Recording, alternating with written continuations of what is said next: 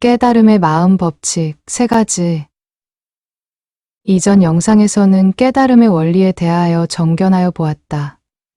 이번 영상에서는 안다, 모른다라는 깨달음의 마음 법칙에 대하여 자세히 알아보자. 첫째, 마음은 알거나 모르는 게 아니다.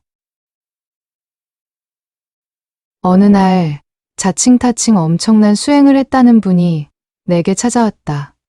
과연 그분의 수행 역정을 들어보니 범인은 감히 따라하기도 힘들 정도로 대단했다. 그런데 그럼에도 불구하고 그분은 자신의 삶이 즐겁지 않고 우울하다고 했다.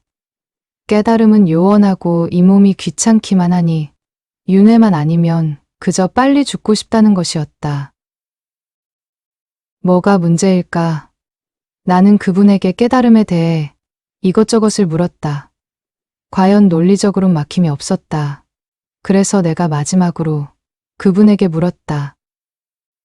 그런데 지금 이렇게 우울하고 만사가 귀찮은 그분은 누구신가요? 그러자 그분이 답했다. 그걸 모르겠습니다.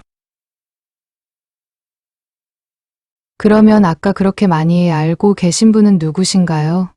그것도 모르겠습니다. 그것을 설사 무엇라고 말해도 그것은 단지 이름일 뿐이니까요.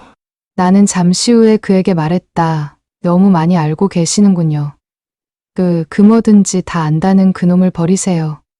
아무것도 모른 채 다 비우고 모르면 바로 하얗게 끊어진 상태로만 있습니다.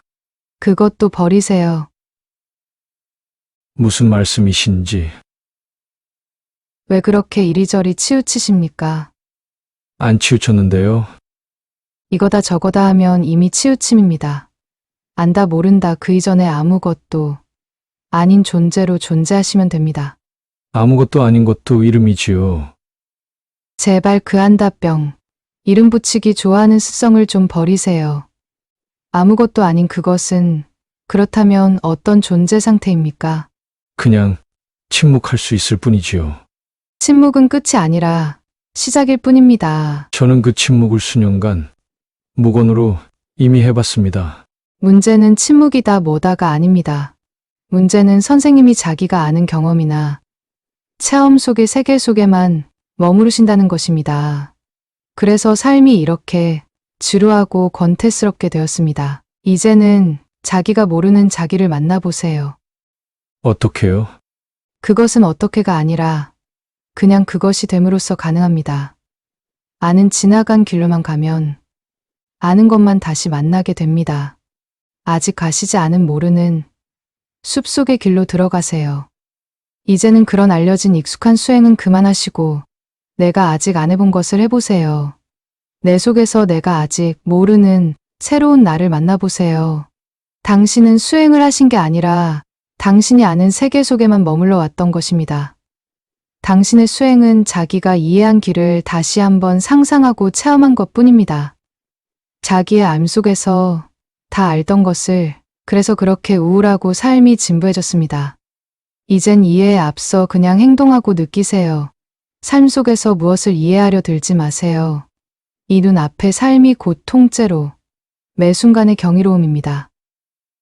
흔히들 마음에 대하여 안다거나 모른다고 표현하는 사람들이 많다. 그러나 마음은 알거나 모르는 게 아니다. 마음은 보는 것이다. 사실 이 말도 진실은 아니다. 왜 마음은 말과 글로는 표현할 수 없기 때문이다. 하지만 어찌하랴. 말과 글이 아니고서는 마음을 보는 것은 느낌 속에서 느낌 너머에 보이지 않던 것을 마음의 눈으로 보는 것이다. 그러므로 자꾸 머리를 굴려 알려고 들면 안 된다. 알아도 마음 굴려 아는 것이요. 몰라도 마음 굴려 모르는 것 뿐이기 때문이다.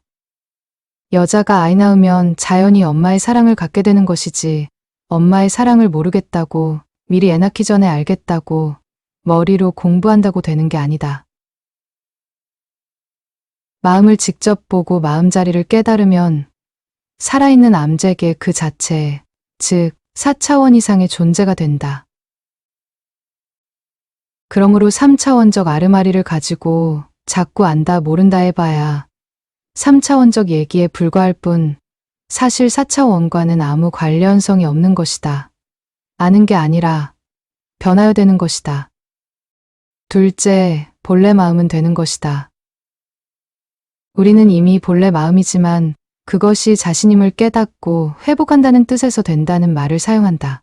그전에는 우리는 스스로 이미 마음임에도 불구하고 마음이 만든 내용물에 자꾸 빠지고 떨어져서 생각, 감정, 느낌 속에서 헤맬 뿐 생각, 감정, 느낌 등을 만드는 마음자리 그 자체는 모르는 것이다. 세상의 보통 사람들은 이 놀라운 마음의 비밀을 모르고 그냥 제 생각 속의 신에게 기도나 수행만 하면서 살고 있다. 그들은 3차원적 존재 방식에 중독되어 있기에 이를 벗어날 줄은 꿈에도 모른다.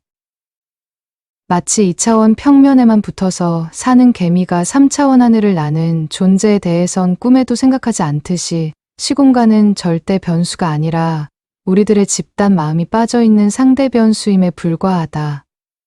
셋째, 마음이 된다는 것은 스스로 그 본래의 중심 자리에 선다는 것이다. 마음이 된다는 것은 스스로 그 본래의 중심 자리에 선다는 것이지 누가 무엇을 갖거나 얻는 게 아니다. 예컨대 영웅이나 위인이 된다는 것은 어느 날 문득 무엇을 얻거나 가져서가 아니라 그냥 삶 속에서 영웅인의 자세만 가지면 자연히 그렇게 되는 것이다.